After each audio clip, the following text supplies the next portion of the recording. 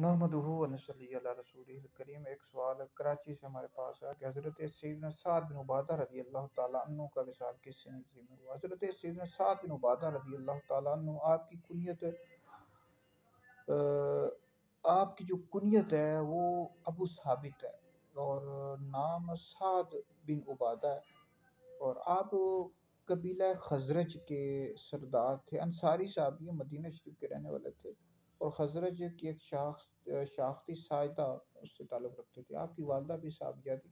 اسلام سے قبل آپ تین باتوں میں مشہور تھے: تیراکی، تیر اندازی، اور اس طرح پڑھنے لکھنے میں بہت مشہور تھے۔ بیعت عقبہ ثانیہ میں آپ نے اسلام قبول کیا۔ بہت بڑی ہستی ہے، نبی پاک علیہ السلام آپ سے بہت زیادہ محبت کیا کرتے تھے۔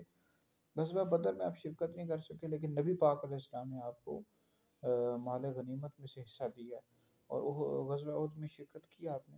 آپ کا جو وصال ہوا ہے 15 ہجری میں ہوا ہے، تو بہت بڑی ہستی ہیں جی۔ اللہ تعالیٰ آپ کے صدقے ہماری مغفرت فرمائے۔